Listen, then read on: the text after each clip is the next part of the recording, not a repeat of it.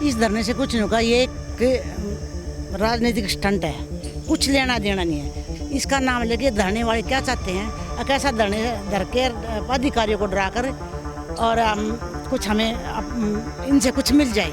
Patient आया था, छोटी सी लड़की थी, अपने गांव में डूब गई थी पानी में, वो उसकी हालत ख़राब थी। यहाँ वेंटिलेटर था लेकिन ऑपरेटर नहीं था। इन फटाफट उसी टाइम रेफ़र कर दिया पिजैरो तक। वहाँ जाने के बाद उसकी डेथ हो गई।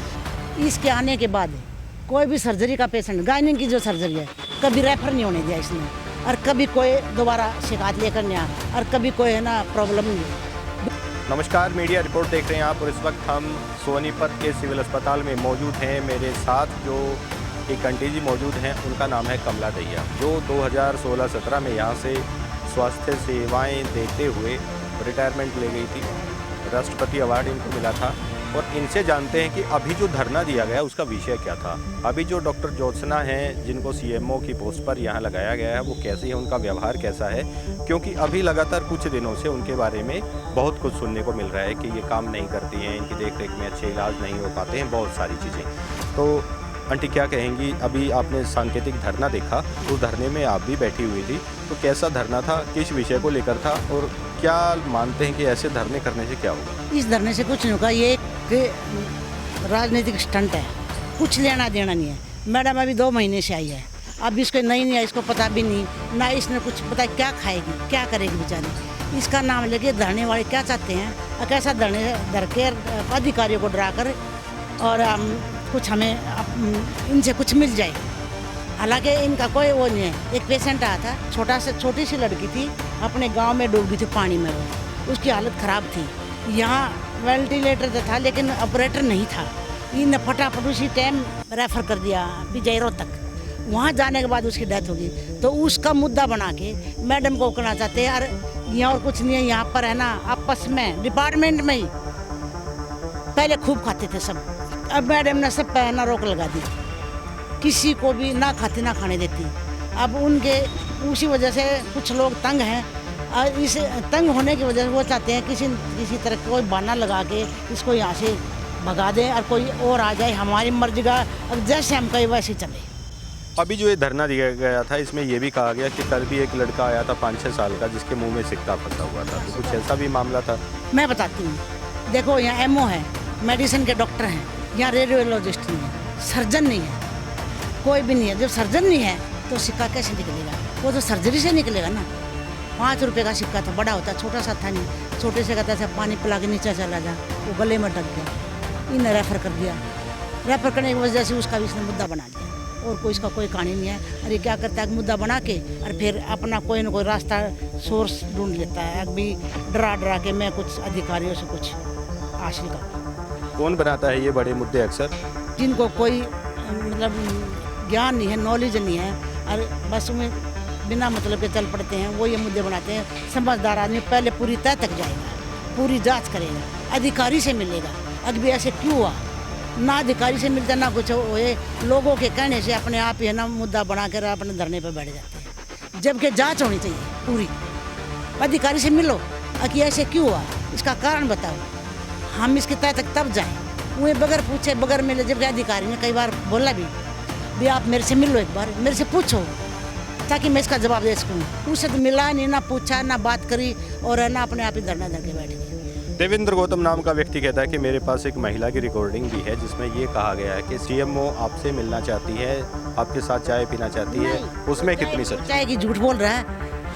मैंने कहा था, मैं ये साथ में रायपुर गाँव है, मैं जानती हूँ, मेरी रिश्तेदारी भी वहाँ पर है। आप ऐसा करो, एक बार मैडम से मिल लो, अगर आपकी कोई शिकायत है, हो सका कोई ऐसी शिकायत हो आपकी दूर कर दे, वो कर दे। ये बोला मिल लूँगा। फिर उसके बाद मैंने फ़ोन किया, फिर फ़ोन दोबारा ये मिला नहीं, कुछ नहीं, फिर मैंने नहीं छोड़ा। मैंने क्या मतलब, तो इसका मतलब आपकी कॉल की रिकॉर्डिंग की गई थी कि सीएमओ एक तरह से मिलने के लिए बुला रही है, और उसका माध्यम आपको बनाया? नहीं, मिलने के लिए नहीं बुला रही ना, उसने मेरे को माध्यम बनाया। मैंने कहा था उसको, अगर एक बार आप सीएमओ से मिल लो, आप या सीएमओ आपसे मिल लेती है, और आप है ना अपनी समस्या जो उसके सामने रखो, ताकि क्या पता मैडम समझ आती।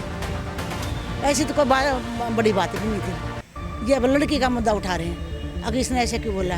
देखो हमारे घर में बच्चे हैं, हम अपने बच्चों का ख्याल रखते हैं, भाई जैसे पानी का टब और कुछ अगर बच्चा इसमें ना गिर जाए, माँ उसने कोई गलत बात नहीं बोली सका। माँ बाप को भी थोड़ा ध्यान रखना चाहिए बच्चों का।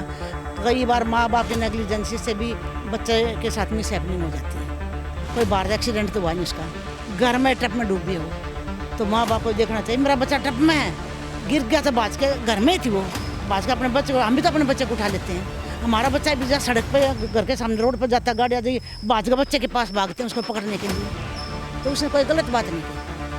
और मैंने उसको कहा था, मैडम ने मेरे को कुछ नहीं कहा, अगर तुझसे मिला मैंने उसको कहा था एक बार आप मैडम से मिल लो, आगे ना आप ना मिल तो मैडम मिल लेगी। नहीं, वैसे सीनियर अधिकारी से, सीनियर डॉक्टर से मिलना भी चाहिए ताकि समस्या का निदान हो सके और तय तक जाए। कोई मेरे सामने झूठी बात झगड़ दिया, कोई कुछ कर दे, सीएम मैडम ने उसमें ऐसे हो गया और चलो धरना करते हैं और वह बात सच वह झूठी निकलाई तो हमारे पर मान आने का दावा भी तो डर सकता है ना। हम क्यों करें ऐसा काम? पहले अधिकारियों से मिले, प्रशासन से मिले, उनसे पूरी तय तक जाए, उसके बाद धरना होना चाहिए। ये धरना गलत है। प्रार्थी तत्व है जिन्होंने देवेंद्र गौतम को भड़का है। अगर देवेंद्र गौतम इस तय तक चले जाते तो देवेंद्र गौतम ये धरना भी नहीं करता। उसने तो समझा नहीं तो जाके जांच करता है, मैडम से पूछता है, सीएमओ मैडम से, प्रशासन से पूछता, हॉस्पिटल में आके इंक्वायरी करता ना।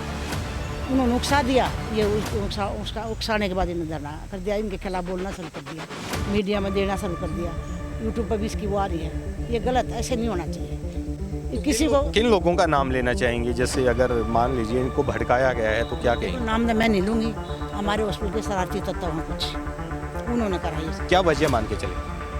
उनका खाना पीना बंद हो गया इसलिए, और कुछ नहीं। तो मैडम ज्योत्सना के आने से पहले सब कुछ ठीक चल रहा था, इनके आने के बाद जो खाना पीना जो इनके आने बाद वो खाना पीना बंद हो गया। हाँ, इन्होंने नकेल लगा दी सारे का, इसलिए मतलब ये हुआ। तो मैडम कुल मिला के ठीक काम करती है। बहुत अच्छा। सुनो, इतनी अच्छी सर्जरी नहीं हुई, सीएमओ बनने के बाद भी ये सर्जरी कोई। अभी देखो मेरा एक पेशेंट इतना वो रहा, अभी अल्ट्रासाउंड करवा गया, कभी मना नहीं करा। एक वो बोले वहाँ पर मैं ओपीडी में गई, उन्होंने कहा कि ना सीएमओ की हम पर्ची नहीं बना सकते। मैडम ने कहा नहीं, कोई पेशेंट है मेरे को दिखा, मेरी पर्ची बनाओ और मेरे को दिखाने आएगा। ये कभी किसी, अरे इतनी अच्छी सर्जन नहीं है, सर्जन नहीं मिलेगी कहीं भी। कब 24 घंटे आते हैं ना, अपने काम पर लग जाते हैं। जब ये वार्ड में होती है ना, सीएमओ जब होता था यहाँ पर, सीएमओ का था अब ज्योत्सना आ गई है, अब मेरे को कोई टेंशन नहीं है। कोई भी आज तक इसका एक पेशेंट भी मतलब वो नहीं हुआ है, बीमार होकर वापस नहीं आया। इतनी अच्छी सर्जन है ये। इसके आने के बाद कोई भी सर्जरी का पेशेंट, गायनिक की जो सर्जरी है, कभी रेफर नहीं होने दिया इसने, और कभी कोई दोबारा शिकायत लेकर नहीं आया, और कभी कोई है ना प्रॉब्लम नहीं हुई, बिल्कुल भी, बिल्कुल ठीक ठाक होकर जाते थे। कोई दोबारा पेशेंट मुड़ के नहीं आया कि मेरे को अभी मेरे टाँके खराब हो गए या मेरे को ये प्रॉब्लम हो गई। इतनी अच्छी सर्जन दी है ये, मानी हुई सर्जन है। पूरे सोनीपत जिले के जो प्राइवेट हॉस्पिटल के जो पेशेंट खराब हो जाते हैं ना, वो भी यहाँ के ठीक होते हैं।